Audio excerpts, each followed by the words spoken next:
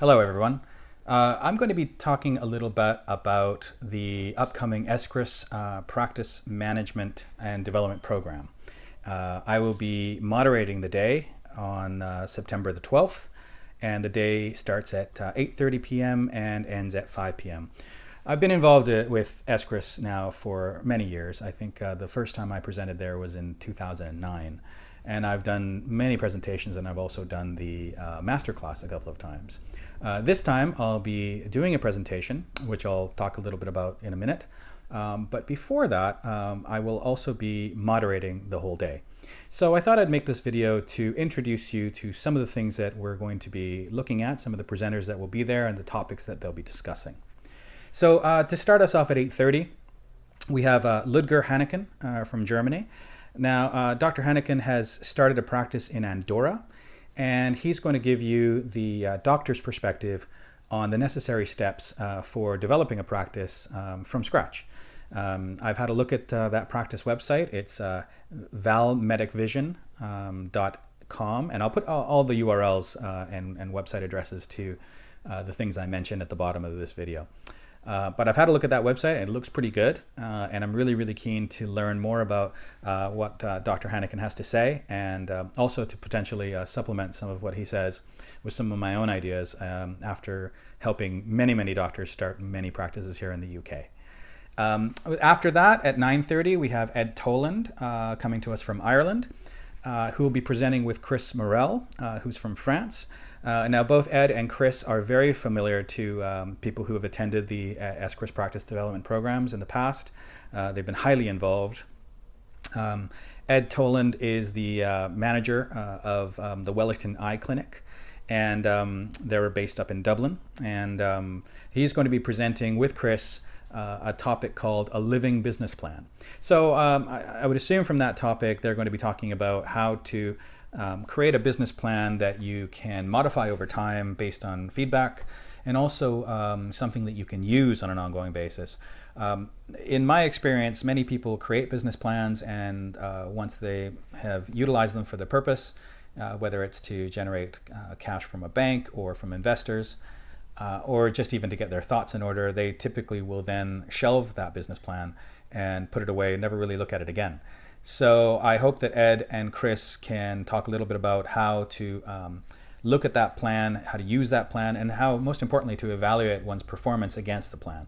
And I assume that's what they mean by a living business plan. After that, at 10:45, Kris Morrill will be talking about a job for life. That's the title of her talk. I'm not entirely sure what that talk's about, but I'm really curious to find out. I'm sure Kris will be keeping me up to date closer to the day. Kris's presentations in the past have all been very relevant, and have all talked about her experience in working with various individuals with general marketing. Now, Kris's organization is called MedEuronet, and they provide business intelligence, consulting, and EU commercialization for medical device companies who want to enter the EU market. So I'm sure that you'll learn a lot from Kris, whose talk is at 10:45. At 11:45, I'll be talking about motivating your patients with video. And this is why I thought it would be opportune to film a video of myself talking to you about the plans moving forward. During my video, during my talk, which we'll make sure we video, I'm going to be talking a little bit about the applications and the benefits of using video in your practice. And that involves anything from self-produced testimonial videos, getting your patients to provide testimonials with you on video in an inexpensive way. The advancement of video technology has made leaps and bounds in the last few years, and we're now able to perform very high quality videos, produce them, put them on YouTube, and then embed them on our websites at generally low cost.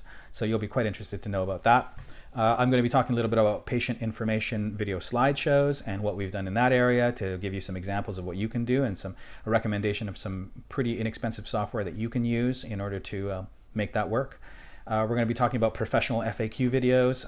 We've done hundreds and hundreds of frequently asked question videos where we ask doctors to speak on camera and respond to the kinds of questions that most patients ask.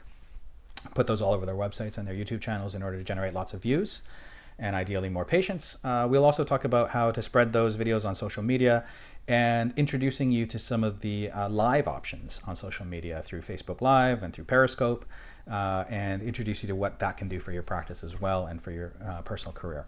And then, of course, I want to talk a little bit about webinars and how patients and professional referrers can interact with you while you're on video, providing webinars to them. This is slightly different from providing an event where people have to come and visit you, or you have to rent out expensive space. You can do it from your clinic, and people can be attending that webinar from anywhere in the world. So you'll be quite interested to see what that's all about, and I'll be sharing some examples of what I use to conduct webinars myself with you so that you can see how that's done. And then we'll have a break for lunch, which we'll finish up at about 2 o'clock. And at that time, we'll have Tim Herbst and Joerg Foerster. Tim is the CEO and Joerg is the project manager. They're both from Germany, and they work for a company called Nordblick. Now, what they're going to be doing is talking about a presentation called Smart Marketing for Smart Ophthalmologists and introducing the Nordblick concept. Now, I've had a look at the Nordblick website and had a look at the clinic that they show. It looks very interesting. It seems to be a 5-star concept, almost like a hotel for vis-a-vis a clinic for very discerning patients. I'm sure you'll be quite interested to know what they've done there and how some of what they've learned can apply to your practice. They'll be mainly talking about branding and specifically around brand strategy, including marketing, communication, and management. So I'm sure that will be an interesting talk, and to see a little bit more about what's going on in Germany and what the healthcare system is like there, and how practices, specifically refractive surgery practices, can involve and get started up there. And then at 2:45, Paul Rosen will be coming in to talk to us about the 2016 Marketing Prize. Now, most of you know Dr. Rosen. He is the chairperson for the Practice Development Program. I've worked with him quite a bit. And they've been recruiting people to submit entries for this Marketing Prize. If you have submitted an entry, fantastic. I'm really looking forward to seeing what the quality of those entries are like, and who wins the prize. And if you haven't submitted an entry, I encourage you to come out and see that presentation. It'll be very short, but at the same time, you'll get a really good feeling as to what people are doing out there in non-competitive markets, and see what you can learn from those examples. And then at 3 o'clock, we have Miss Anderson, who is a social media manager, and Kris Morrill again. And they're going to be talking about social media for ophthalmologists, basic tips to get you started. I'm sure Ms. Anderson will be talking mainly about how doctors can get involved in the most accessible social media that's on offer right now: Facebook, Google+, LinkedIn, Twitter, YouTube, those types of things. I don't know how much ophthalmologists are involved in social media, but I do know that it's certainly a lot more than it used to be. And I really hope that you'll attend that session, because social media, while not in the past I've found is not generally a fantastic way of getting new patients, at least not yet. It's still very, very important to create a presence there, so that when your patients begin to use social media to inquire, you'll have made steps that far exceed what the competition has been able to achieve. As well, I think social media is an excellent way of continuing relationships with existing patients, generating referrals from those patients, and even potentially providing some level of support to those patients after they've been with you. So that will, I hope, will be very exciting. And then at 4 o'clock, we're joined by David Evans, who will round up the event. And his talk is called Using Reviews to Build Practice Revenue. I've known Dr. Evans for a while, and he's the CEO of CEDAS. I'll be sharing that URL with you at the bottom of this video as well.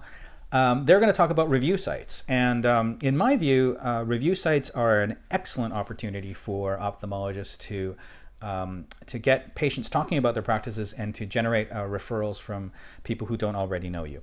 I find that there's a lot of directory sites, and those of you who follow my blog know how I feel about directory sites, and how they don't tend to necessarily be as productive. However, I completely think differently about review sites when it comes to Google reviews or various other review platforms.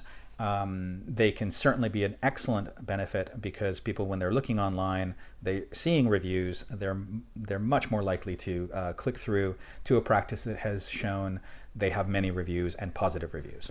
So David will be talking about publishing reviews to your website. He'll also be discussing a system for soliciting positive reviews and reporting results on review strategy. So I highly encourage you to visit with us on that presentation. I think it's going to be very good.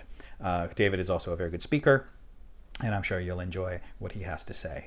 They're from the States, and they'll be talking about that just before Paul Rosen joins us again, when he'll provide us with his closing remarks on his reflections on the day, and hopefully what we've all learned, perhaps a little summary. During the day, I am going to be moderating, as I said, and not only will I be introducing speakers and being present the entire day, I will also be asking questions, and I will also be asking you guys questions. I definitely want a lot of audience participation and involvement. I know that when you guys are asking questions, that's when the learning really takes off. So I'll be doing my very best to engage you in getting those questions answered, and also challenging the speakers on what they've said and how what they've taught might apply to your specific situations. Not only that, but we're also hosting an event. It's a social mixer. So myself and Laura Livesey, the managing director of LiveseySolar, will be inviting you to join us at the Sky Bar. And the details of that event will also be available at the bottom of this page, where you can sign up and hopefully join us for a drink.